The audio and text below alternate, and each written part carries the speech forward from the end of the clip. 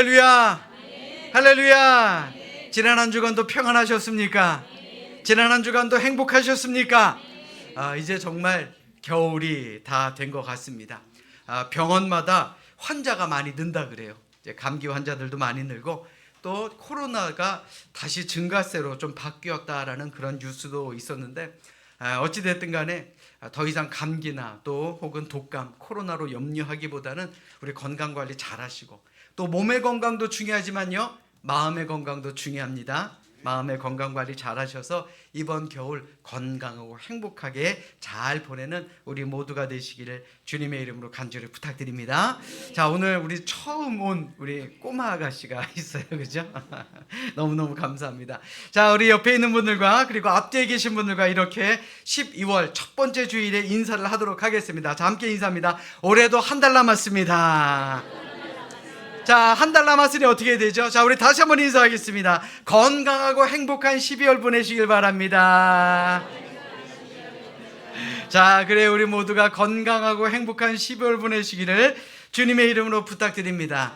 자, 연말이 되고 나니까 이런 생각이 좀 듭니다.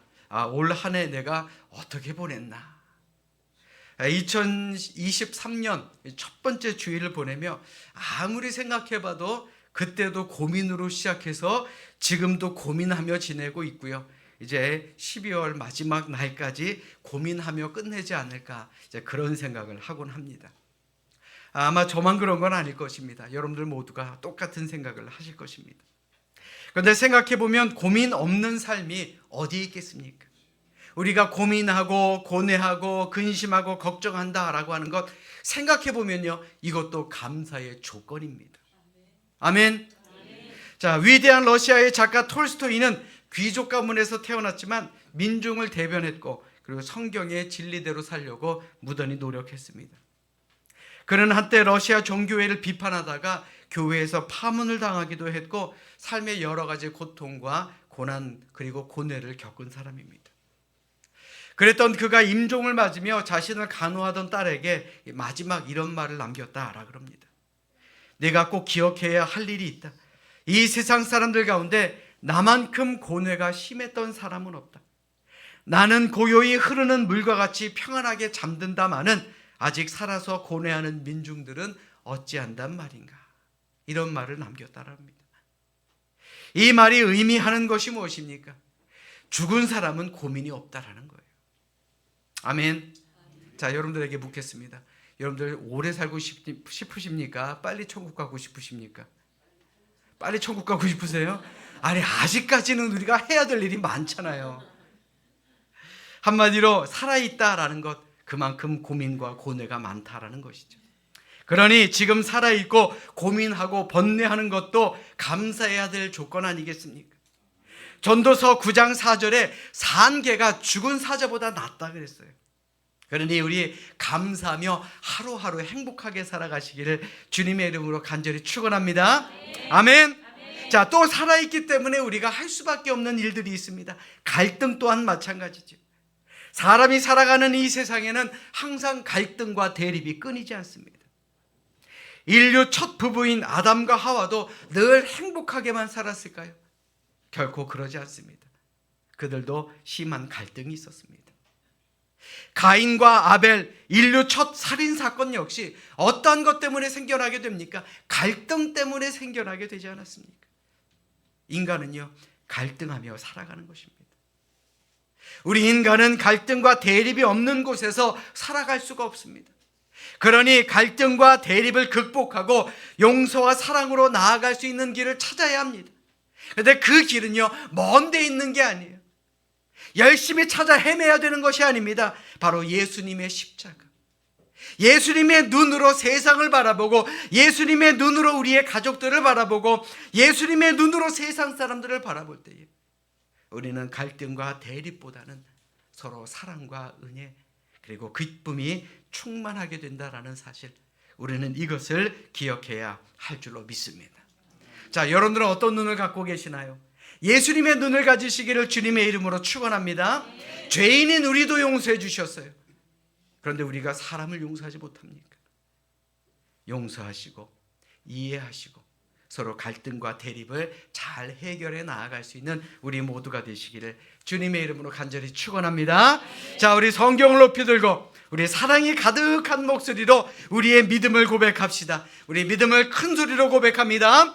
저는 예수 믿어 구원받았습니다. 저는 예수 믿어 하나님 자녀 되었습니다. 저는 예수 믿어 천국 백성 되었습니다. 하나님께서 선물로 주신 오늘 하나님 말씀으로 가르침을 받습니다. 눈을 열어 주의 법 안에 있는 놀라운 진리를 보고 깨닫게 하소서. 아멘으로 순종하여 하나님께 영광 돌리는 삶이 되게 하소서. 아멘.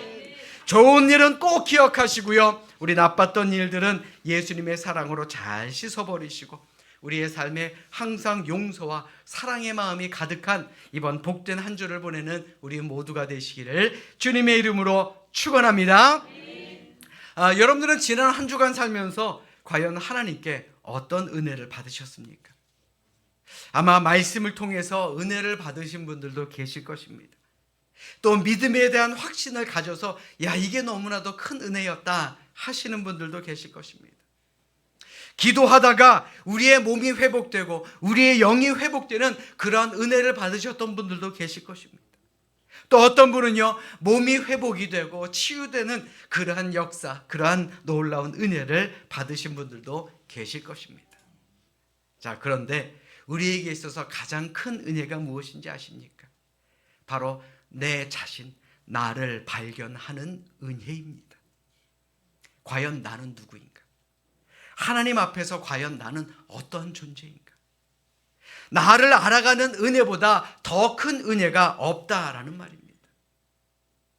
오늘 본문의 말씀은 예수님께서 제자들과 함께 사마리아를 지나가시면서 해주신 비유의 말씀입니다.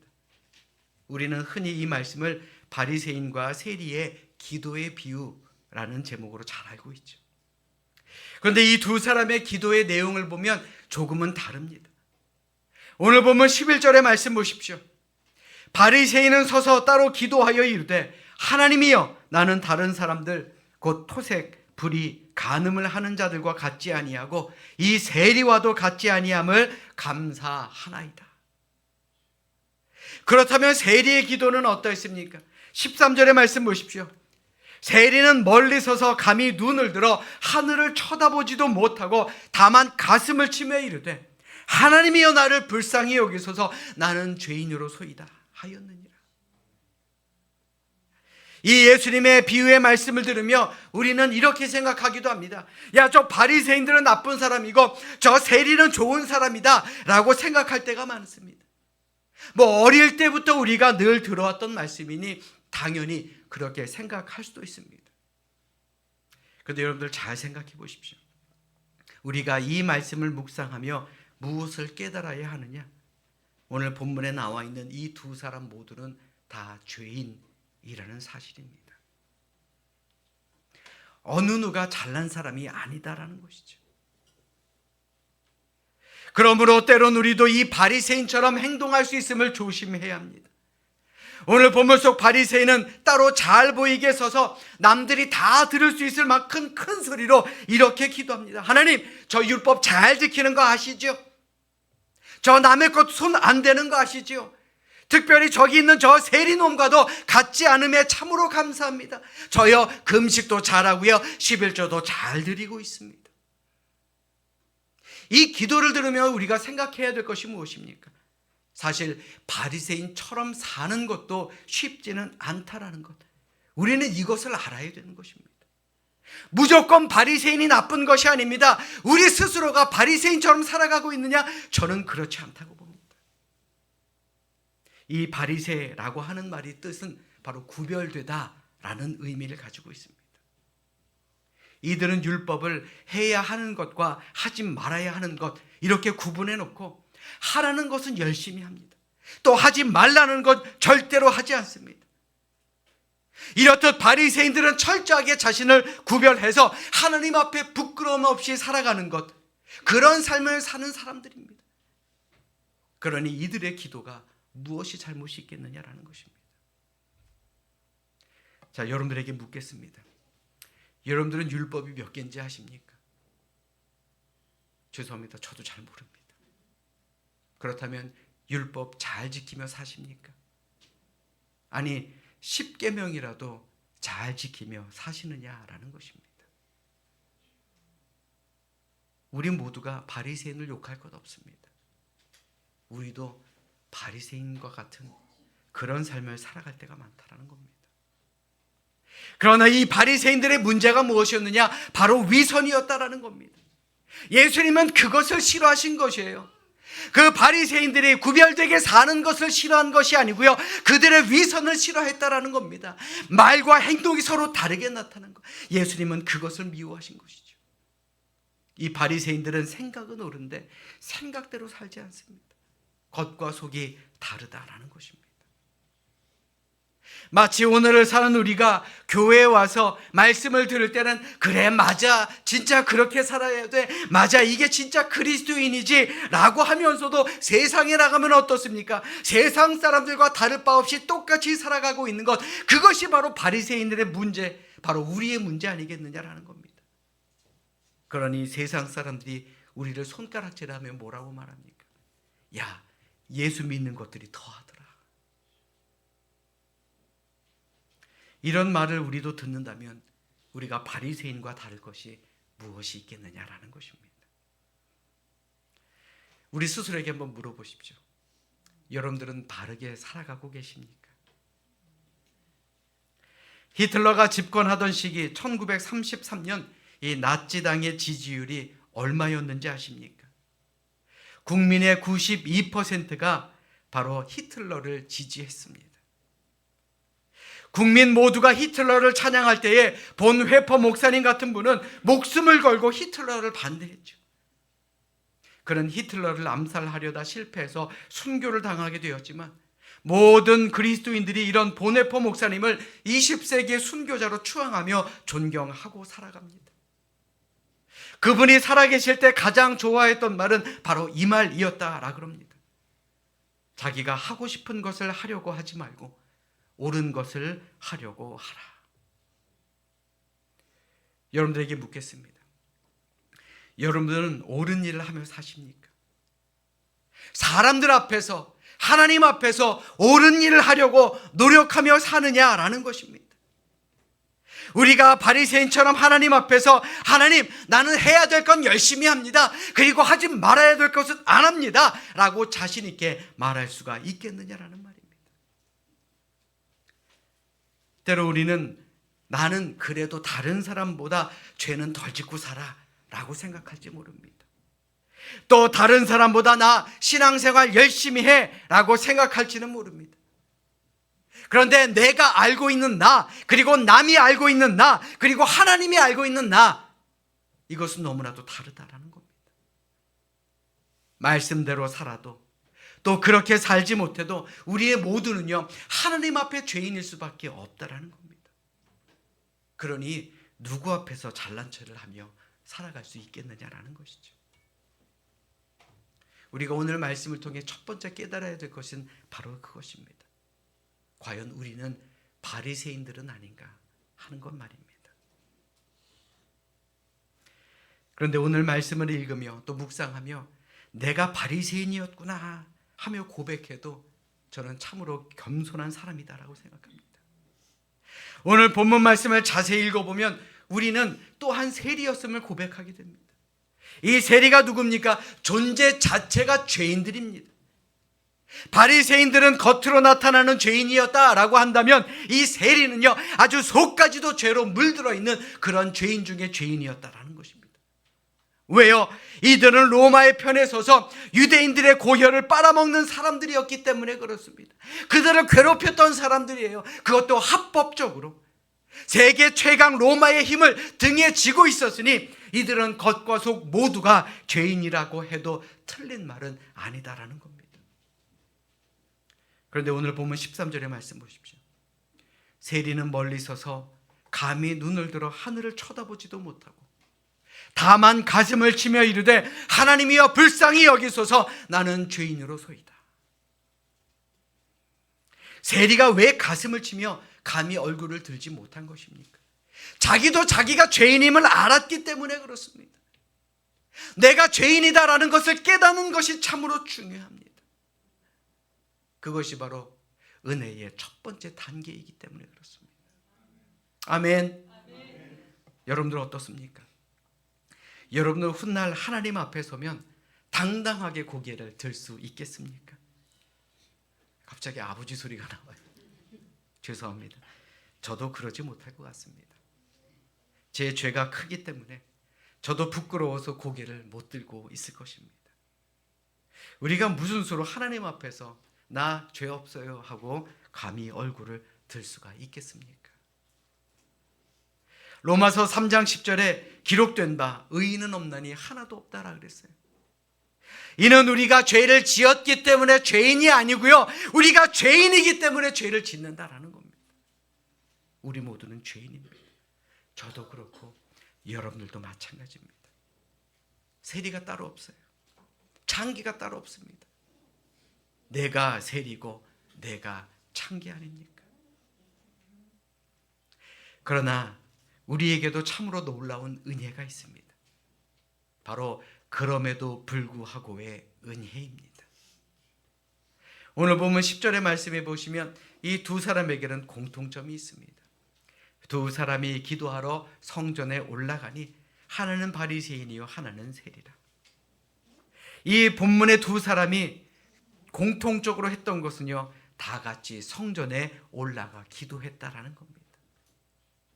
이들이 성전에 올라갔다라는 것이 무엇을 의미합니까? 이 두 사람 모두가요, 하나님을 찾았다라는 겁니다. 여러분들 잘 들으십시오. 우리가 죄의 용서를 받기 위해서 가장 먼저 해야 될 것이 무엇입니까? 바로 내가 죄인임을 깨닫는 것입니다. 그리고 두 번째 방법이 뭡니까? 바로 하나님을 찾아야 되는 겁니다. 내가 죄인인 것을 깨닫고 하나님을 찾지 못하면 우리는 용서를 받을 수 없습니다. 하나님 외에 나의 죄를 용서해 주실 분이 없다라는 것을 이 두 사람은 알았다라는 것이죠. 그게 중요한 것입니다. 오늘 보면 14절의 말씀에 보시면 이런 말이 있습니다. 이 사람이 의롭다 하심을 받고 그의 집으로 내려갔느니라. 의롭다 하심을 받고, 이것을 바로 칭의라고 합니다. 비록 이들은 죄인이지만 하나님께서 받아주셨다라는 거예요. 죄 있는 것은 알지만 하나님 앞에 회개하면 하나님께서 의롭다 하심을 여겨주시고, 그리고 그들에게 구원을 허락해 주신다는 겁니다. 죄가 없어서 받아주신 것이 아니라 죄가 있는데도 회개하면 받아주신다는 것이죠. 아멘. 그래서 이런 역설이 있습니다. 우리는 죄 때문에 하나님께 나아갈 수 없다. 그런데 죄 때문에 우리는 하나님께로 나아간다. 죄는 하나님께로 나아가는 데 있어서 걸림돌이지만 또한 하나님께로 나아가는 디딤돌이다 라고 말입니다. 내가 죄가 없다라고 한번 생각해 보십시오. 굳이 하나님 앞에 갈 이유가 있겠습니까? 우리는 죄인입니다. 그렇기 때문에 하나님 앞에 나올 수 있는 거예요. 사랑하는 여러분, 죄와 은혜는 항상 같이 있습니다. 죄로 인해 은혜가 사라지는 것 같지만 죄로 인해 오히려 은혜가 더욱 넘치는 법입니다. 로마서 5장 20절의 말씀에 이런 말씀이 있습니다. 우리 자막으로 준비했으니 같이 읽겠습니다. 함께 읽습니다. 시작. 율법이 들어온 것은 범죄를 더하게 하려 함이라. 그러나 죄가 더한 곳에 은혜가 더욱 넘쳤나니. 아멘. 죄가 있는 곳, 죄가 더한 곳에 은혜가 더 넘친다라는 겁니다. 하나님은 우리가 죄를 지었기 때문에 우리를 미워하시기도 하지만 우리가 죄인이기 때문에 하나님은 우리를 사랑해 주신다라는 사실, 우리는 이것을 기억해야 할 줄로 믿습니다. 아멘. 맥스 루케이도 목사님이 쓰신 곤고한 날의 은혜라는 책을 보면 이런 내용이 나옵니다. 당신도 거울 속을 응시해 보십시오. 거기서 죄인 하나를 보게 됩니다. 실패자를 보게 됩니다. 약속을 지키지 못한 자를 보게 됩니다. 그러나 믿음으로 거울 속을 바라보십시오. 그러면 모든 것을 잃어버렸지만 손가락에 은혜의 반지를 끼고 아버지의 품에 안긴 탕자를 발견하게 될 것입니다. 우리도 거울 속에 나타난 우리의 죄의 모습을 한번 생각해 보십시오. 믿음의 눈으로 거울 속을 비추면 전혀 새로운 나를 발견할 수 있게 됩니다. 그리고 이 글은 이렇게 마무리를 짓습니다. 우리의 눈은 자신의 죄를 바라봅니다.